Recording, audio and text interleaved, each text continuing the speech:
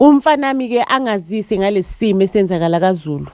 Angitshela ukuthi ma inhliziyo yami ibhlungu, umndeni wami uyasokola manje, imali sebeyidlile bayiqedile sebefuna ukubuyela emakhaya. Ngimtshela ukuthi mfana nami labo bantu lobo ukuthi bebengafuna ukuba nechill vele like bebe mane bedla imali, awuyidla imali ungakayisebenzelanga. Ngazama kudala ngifuna ukubatshengisa ukuthi no, ukuze siphile forever ngale mali ngoba le mali le izophela. Kumele siyenze kanje kube kuphuma imali yedingo kuphela, idingo ezidingakalayo. Let us say we want to go on a trip, we can go on a trip once a year or twice a year, but not ukuthi sizohamba every month. Hayi ukuthi sizoswenka all the time. Hayi ukuthi nje sizobhizi siphakela abantu, sithengela abantu ini emphakathini, sichome ngemali, sidle nje into ebudlapha. Umfana mangitshela ukuthi ma phela mina ngifuna ukuthi labantu laba sibasize ngoba manje sebexakekile. Ngamtshela ukuthi hey wemfana labantu bahlobene nawe ne, mina ngihlobene next nabo. Wena mangabe ukuthi ufuna ukubasiza basizeke mntanami, mina ngiyene lapho angihlangene. Ngicela ukukutshela ukuthi ngoba phela leya palace leya ebihlala abantu baZulu yakhiwe yimina ngemali yami. Bekumele ngirescueish ukuthi into yamnikazi ibuyele kumnikazi. Ngayithenga behind their back, bona bazi nokuthi uba noyithengile. Nomfana wami angizange ngamtshela ngoba umfana wami bayathanda kabi abantu bakubo. Ngayithenga and mengiqeda ukuyithenga ngayithenga anonymously, ngabatshela ukuthi hayi ngiyabanikeza isikhathi sokuthi basangahlala kancane before ba move out besalungisa indawo zabo zokuhlala. Ake okwamxolisi ngelinye ilanga ke like what decide ukuthi let me read le contract the time kuhlukaniselwa ama shares. Wathi mekayifunda le contract and then he realized ukuthi hayi man, kunemali la umuntu angakwazi ukuyiqola isinoma kanjani. Ngikhuluma ngomxolisi mina. Hayi ke umxolisi ke wahamba ke wayotshela omabakho ukuthi boma kune situation kanje esingayenza la, kuna something esingayenza ukuze sithole imali. Ngicela ukukutshela ukuthi umxolisi nabo mamezala nabo mabakhe bavumelana ukuthi manje sebefuna ukuqola leya trust fund. Ngicela ukukutshela ukuthi izingane zonke zahamba ke zayo register ikole.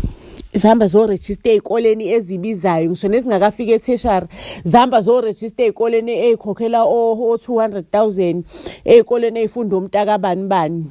Zonke izingane zaphuma, ngisho na umxolisi naye waphuma wa university. Nesezaqeda esikoleni ekudala zabana ama gap year zahamba zayo register ezikoleni ezibizayo. Ngisho nababengamukelwa ke ema university uthola ukuthi ama marks akavumi kahle, bebehamba bayambo register nje esikoleni thizeni sokuthunga esidurayo, babe neproof ukuthi hayi ke siyafunda manje. Ngicela ukutshela ukuthi ayikho ingane nengane kaZulu engaphethe isicucu sokuthi iyofunda.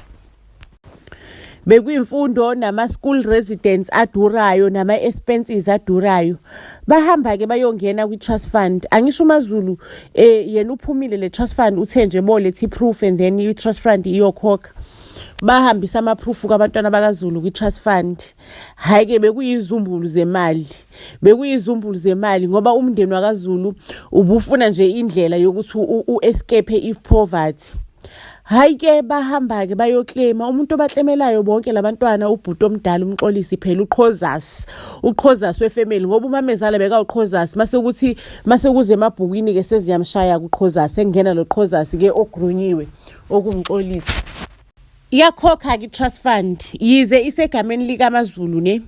Kodwa nje uMaZulu ayitshela ukuthi akafuna ukuoverseer indaba zesikole neindaba zanzani zeingane, vele le mali uyishiyela izingane ukuthi ikwazi ukuthi zithola imfundo zinakelekeke zingahlali zingayisikoleni ngoba uZulu wathi take care of umndeni wamaZulu.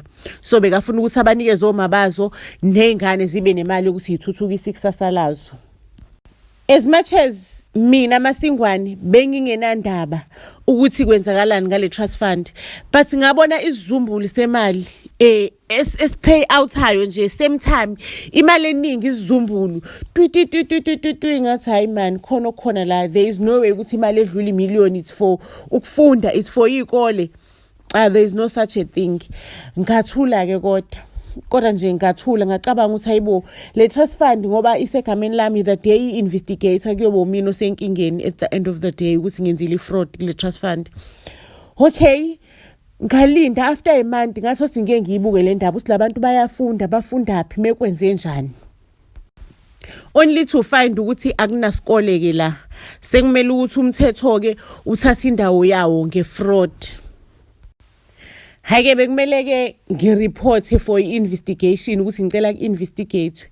Umntana wami ubaba wangincenga wazaguqa ngamadolo wakhala phansi wathi ma umndeni wami uyasokola already ngicela ukuthi uxolele nje uye kunikeza ibreak bebeyidinga le mali.